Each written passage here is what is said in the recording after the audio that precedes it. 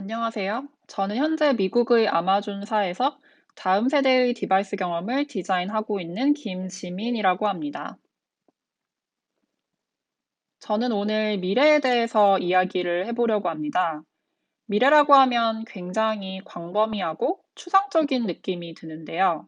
기술의 발전으로 인하여 빠르게 변화하고 있는 우리 삶에서 디자인은 미래를 위하여 어떤 역할을 해야 할지, 디자이너는 어떤 마음가짐으로 미래를 준비해야 할지 몇 가지 디자인 사례들을 중심으로 이야기하고자 합니다.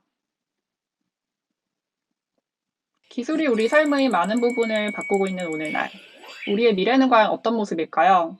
본 장면은 블랙미러라는 프로그램의 한 장면인데요. 아침에 눈을 떴을 때 나와 꼭 닮은 가상 세계의 내가 나와 함께 하루를 시작하는 미래. 현실의 나와 가상 세계의 나 사이에서의 경계가 불분명해진 미래를 보여줍니다. 여러분은 이 장면이 어떻게 느껴지시나요? 일어날 법한 미래로 느껴지시나요? 아니면 먼 미래로 느껴지시나요? 실제로 최근에 한 회사에서 발표한 메타버스 서비스를 두고 인터넷에서는 블랙미러에서 그려졌던 미래가 정말 현실로 다가왔다며 열띤 토론이 벌어지기도 했는데요. 이를 보면 현실과 미래 사이의 경계가 이미 흐려진 듯한 오늘날의 모습을 새삼 느낄 수 있습니다. 이렇게 블랙미러에서 보여준 허무맹랑한 듯 가능할 수도 있는 미래. 이를 상상하는 것을 다른 말로 스페큘레이션이라고 하는데요. 디자인 접근론으로는 스페큘레이티브 디자인이라는 개념으로 기술 혁신으로 빠르게 변화하는 오늘날 미래에 대해 자유롭게 상상하고 사회에 질문을 던지는 것에 포커스를 두고 있습니다. 스페큘레이티브 디자인에 따르면 우리는 미래를 다양한 범주로 생각할 수 있습니다. 우선 현재 관점에서 예측하기가 쉬운 제일 일어날 것 같은 미래, 그리고 상황에 따라 일어날 수 있는 미래, 그 다음으로는 가능성을 제일 크게 열어두었을 때 상상할 수 있는 일어날지도 모르는 미래가 있습니다. 여기서 우리는 가능한 모든 미래의 모습을 상상해야 합니다. 이는 유토피아적인 미래의 모습일 수도 있고 디스토피아적인 모습일 수도 있습니다. 목적은 바로 이렇게 다양하게 상상해본 미래를 바탕으로 우리 자신이 원하는 미래를 스스로 설정하는 것입니다. 캐나다에서 온 디자이너 브루스 마우는 오늘날의 디자이너는 마치 트럭 운전기사와도 같다고 얘기했습니다. 디자이너인 우리는 매일매일 열심히 디자인을 합니다. 그리고 그 디자인을 사회로 내보내는데요. 많은 경우 우리는 우리 자신이 만든 디자인이 사회에 어떤 영향을 끼칠지에 대해서는 잘 알지 못한 채 디자인을 하고 있습니다. 운반물의 내용에 대해서는 잘 알지 못하고 출발지에서 목적지까지 운반물을 계속해서 실어 나르는 트럭 운전기사와 내가 만든 디자인이 사회에 어떤 영향을 끼칠지 잘 인식하지 못한 채 계속해서 디자인을 사회로 운반하는 디자이너가 결국은 같다는 것입니다. 디자인이 기술과 만나 그 파급력이 과거보다 배로 커진 오늘날, 디자이너인 우리는 더 나은 미래를 위하여 우리가 도대체 무엇을 운반하고 있는 것인지, 무엇을 운반해야 하는지에 대해 정확하게 인지하고 이에 따라 행동해야 할 것입니다.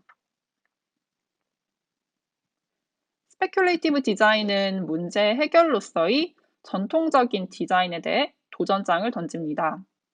이제까지의 디자인은 사람들이 직면한 그때그때의 니즈, 기업의 근시안적 이윤 추구를 위하여 기능해왔고, 실제로 사람들의 삶에 있어서 디자인이 끼칠 영향에 대해서는 간과해왔다고 이야기합니다. 예를 들어 이제껏 디자인이 수익을 증대하기 위해 어떻게 이 문제를 풀어야 할까에 많은 노력을 기울여 왔다면 앞으로의 디자인은 이러한 의사결정이 사람들의 삶에 그리고 사회에 어떤 영향을 끼치게 될까라는 부분에 더 많은 에너지를 쏟아야 한다는 것인데요. 디자인이 이제껏 추구해온 가치에서 벗어나 결국 미래를 위하여 확장된 기능과 역할을 해야 한다고 이야기합니다. 미래의 디자인은 우리가 인지하지 못했던 현실의 문제들을 사회 구성원들에게 보여주고 가능한 다양한 미래를 상상하게 함으로써 결과적으로 우리 모두가 원하는 미래의 모습을 스스로 그릴 수 있도록 도와줄 것입니다.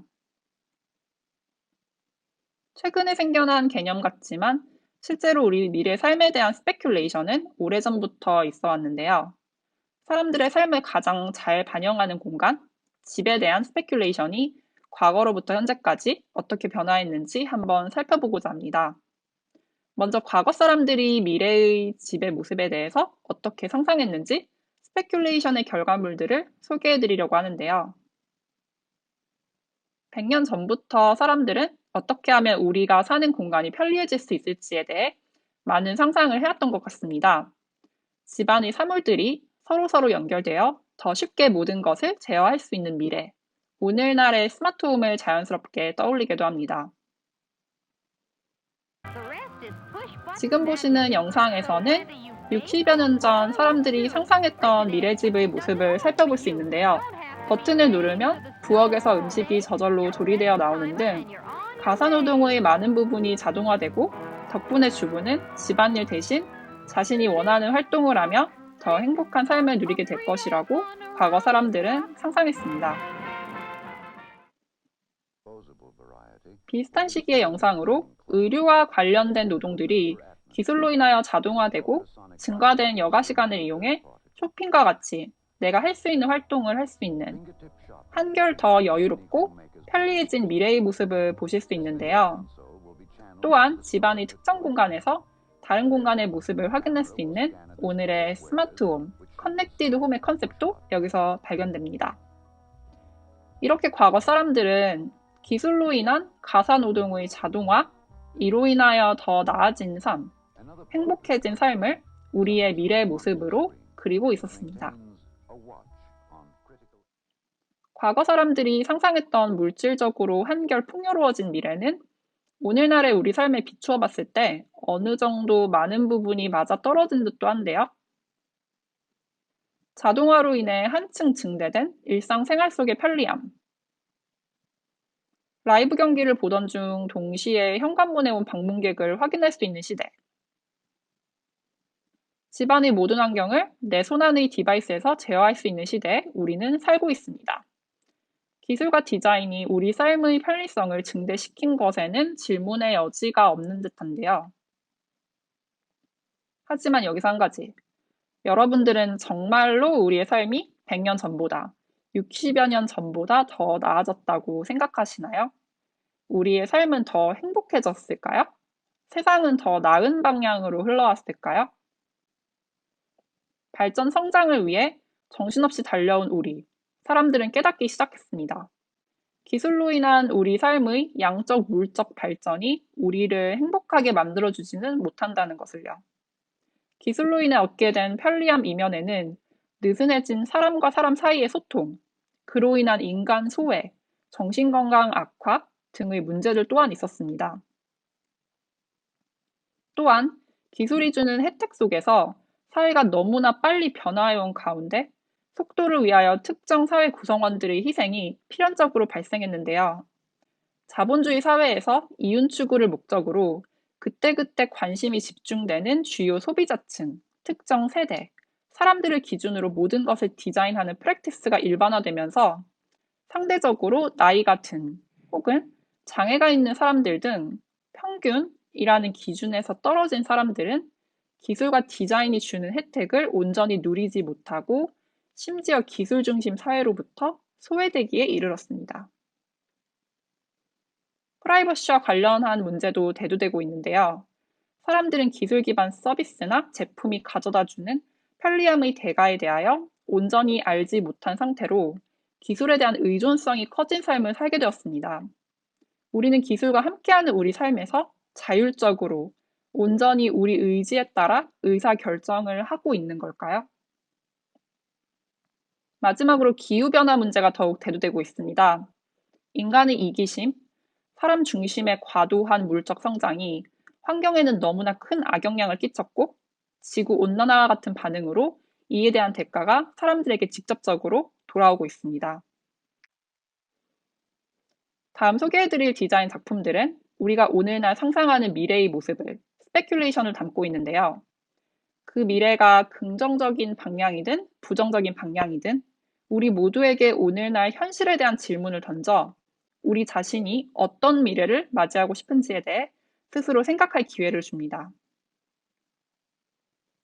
만약 기술의 주 목적이 기능이 아니라면 팬데믹으로 인해 더더욱 증대된 정신 건강의 중요성, 기술과 디자인이 이제껏 감정이라는 요인을 기능 위에 덧붙이는 하나의 컴포넌트, 피처 정도로 여겨왔다면 앞으로의 디자인은 감정의 돌봄을 주요한 목적으로 여겨야 할지도 모릅니다. 생기 없는 삶과 생기로 가득 찬 삶의 차이는 어쩌면 사람과 사람 간의 소통, 연결에서 올지도 모릅니다. 지금 보시는 작품은 조명으로 기능하는 돌멩이를 주 컨셉으로 하고 있는데요. 단순한 조명이 아니라 내가 누군가를 향한 마음을 돌멩이를 만짐으로써 내비쳤을 때 상대방이 소유한 다른 하나의 돌멩이가 붉은 빛을 발산하며 내가 표현한 마음을 시각적으로 전달해주는 기능을 합니다. 기술과 디자인이 사람과 사람 사이를 연결하여 궁극적으로는 사람의 마음을 위로하는 역할을 할 수 있기를 기대하고 있습니다. 어릴 적 엄마가 차려준 아침밥 냄새와 같이 냄새는 우리의 소중한 기억을 상기시켜 주는데요. 기억을 위한 새로운 의식을 미래의 디자인이 만들어낼 수도 있을까요? 지금 보시는 작품은 언뜻 보면 평범해 보이지만 실은 이 세상에 없는 내가 사랑하는 누군가의 향을 풍기는 식물로 자본주의 생산 논리와는 다른 방식으로 인간을 위로하기 위해 디자인된 미래 식물의 모습을 보여주고 있습니다. 미래의 집은 안식처로서의 기능이 더욱 커질 것입니다. 이는 팬데믹이라는 특수한 상황으로 인하여 가속화되고 있는데요. 바깥 세상에서 유지해야만 하는 긴장을 내려놓고 온전히 내가 나로 존재할 수 있는 공간, 마음의 안정을 찾아 다시 바깥 세상으로 나가기 전 정신적 준비를 할 수 있는 공간으로서의 집, 그리고 이를 위하여 기술과 디자인이 어떻게 인간의 마음을 보듬을 수 있을 것인가에 많은 노력이 들어가야 할 것입니다. 이는 어찌 보면 기술과 디자인이 이제껏 집중해왔던 물적 풍요, 양적 성장과는 반대되는 방향으로 질적인 성장, 개인의 정신적 안정을 주요 포커스로 두고 있습니다.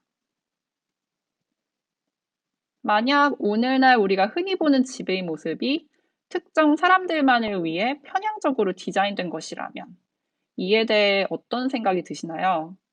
기술이 가져다 준 편리함, 풍요롭고 다채로워진 삶, 집의 모습은 실제로는 모든 사람들을 위한 것이 아니라 평균이라는 이름으로 정의되어진 특정 사람들만을 위해 디자인된 결과물일지도 모릅니다. 보시는 작품은 고령화 시대의 미래에 앞서 상대적으로 나이 든 사회 구성원들을 위해 집의 모습을 완전히 새롭게 상상해 본 디자인입니다. 더 많이, 다양하게가 아닌 복잡성을 최대한 줄이고 기본만 남긴 집의 모습인데요. 고령의 사람들을 위해 재상상된 집이라고는 하지만 지나치게 복잡해진 삶 속에서 어찌 보면 우리 모두가 필요로 하는 단순화된 형태의 집은 아닐까 하는 생각도 들게 합니다. 미래의 집은 모두를 위하여 디자인되어야 할 것입니다. 기술과 디자인은 평균이 아닌 사회의 모든 구성원을 고려해야 할 것입니다. 만약 우리가 제품의 사용자가 아니라 역으로 사용을 당하는 입장이라면 사람이 오브젝트가 된 미래의 삶, 어떻게 보시나요? 지금 보시는 작품은 우리가 일상에서 흔히 사용하는 제품들에 대하여 이와 같은 질문을 통해 새로운 관점을 제시하는데요. 예를 들어 체중계가 앱을 통해 특정한 메시지를 나에게 전달하며 이에 따라 변화하는 나의 몸무게, 그 패턴을 관찰하고 토스트기는 나를 대상으로 A/B 테스트를 행하는 등 우리 일상 속에서 너무나 자연스럽게 녹아들어 있어 미처 인지하지 못하고 있던 제품이나 서비스에 대해서 다시금 생각할 수 있는 기회를 줍니다. 다음 보시는 작품은 내가 일상적으로 사용하는 디바이스에 대해서 새로운 관점을 부여하는데요. 디바이스에 서식하는 기생충을 교육시킴으로써 내가 원하는 방식으로 디바이스가 나를 인식하고 따라서 기능할 수 있도록 합니다. 미래의 집에서 우리는 기술로부터 자율성을 지닌 존재가 되기를 꿈꿉니다. 기술 기반 제품과 서비스들이 더 정직하고 투명해져 사람들이 이와 같이 우리 자신들 사이의 관계, 거래의 내용에 대해 정확하게 인지하고 이를 기반으로 스스로 의사결정을 내릴 수 있도록 하는 사회가 기술과 인간이 함께하는 이상적인 미래는 아닐까요? 만약 자연환경이 디자인의 주요 이해 관계자 중 하나라면 어떨까요? 디자이너들은 지금과는 다른 의사결정을 내리게 될까요? 지금 보시는 작품은 환경에 의존하지 않고 집에서 모든 걸 직접 생산하고 소비할 수 있는 인간의 미래를 그리고 있는데요. 하나의 예시로 야채와 같은 먹거리를 직접 기르고 바로 섭취할 수 있도록 도와주는 기기를 보여주고 있습니다. 이 작품은 미래의 집을 하나의 생물학적 머신으로 상상하고 있는데요. 집 내부에서 발생한 쓰레기를 외부로 배출하지 않고 그 안에서 온전히 처리하며 에너지원으로 전환하여 사용하게 될 것이라 미래의 집의 모습을 상상하고 있습니다. 집이 자연에 의존하지 않고 그 자체로 그만의 생태계를 조성하여 지속 가능하게 되는 것입니다. 플라스틱 대신 자연에서 온 재료로 우리가 일상적으로 사용하는 제품을 디자인할 수도 있습니다. 소개해드린 작품들은 사람 중심 디자인이 결국 사람만을 위한 이기적인 의사결정으로 우리를 이끌었고 결과적으로 지구라는 환경에는 더 큰 악영향을 끼쳤다는 것을 전제로 하고 있습니다. 미래의 집은 지속 가능한 삶을 위하여 디자인되어야 할 것입니다. 집이 그 자신만의 생태계를 구축하여 인간과 자연이 공존할 수 있도록 새롭게 태어나야 할지도 모릅니다. 앞서 보신 작품들은 모두 가능한 미래에 대해 이야기하고 있습니다. 스페큘레이티브 디자인은 이렇게 미래에 대한 다양한 상상을 하는 것을 시작으로 우리에게 현재에 대한 질문을 던지고 우리가 원하는 미래를 스스로 찾을 수 있도록 도와줍니다. 여기서 디자인은 당장의 문제 해결을 하진 않지만 오늘날 우리가 미처 인지하지 못한 사안들에 대하여 현실을 직시하도록 합니다. 이는 결국 풀어야 할 문제 자체가 무엇인지에 대한 질문으로 이어지는데요. 더 나은 미래를 위해 어떤 문제를 풀어야 할지에 대한 공론의 장을 열어줍니다. 우리는 이제까지 디자인이란 것은 사용자가 중심이 되어야 하며 사람이 중심이 되어야 한다고 배우고 믿어왔는데요. 우리는 정말로 사람을 위해 더 나은 삶을 위해 디자인해온 걸까요? 아니면 당장 직면한, 눈에 보이는 데이터가 말해주는 사람들의 니즈에 대해 고민해왔던 건 아닐까요? 현재의 니즈를 푸는 것이 더 나은 세상으로 우리를 인도할까요? 디자인이 실제로는 더 나은 삶, 더 나은 세상을 만드는 데 도움이 되지 못했다는 반성의식을 바탕으로 우리는 사람 중심 디자인으로부터 라이프 센터드 디자인으로 우리의 관점을 전환해야 할 시기에 서 있는 것 같습니다. 사람 중심 디자인이 우리가 현재 살고 있는 세상을 바탕으로 문제를 풀고 디자인하는 것이라면 라이프 센터드 디자인은 눈에 보이지 않는 문제들에 대해 미리 생각하고 더 큰 관점에서 장기적으로 지금보다 더 나은 세상을 만들기 위해 디자인하는 사고방식입니다. 우리 앞에 지금 당장 놓인 문제들은 빙산의 아주 작은 일부분일지도 모릅니다. 디자이너인 우리는 당장의 문제 해결에 앞서 이러한 문제를 해결하는 것이 장기적, 더 큰 관점에서 우리의 삶과 환경에 어떠한 영향을 끼칠지에 대해 더 많은 시간 고민하고 토론해야 할 것입니다. 이는 전통적으로 디자이너들이 문제 해결을 위하여 대부분의 노력을 기울여 왔다면 미래의 디자이너들은 문제 정의를 위해 더 많은 노력을 기울이게 될 것임을 의미하기도 합니다.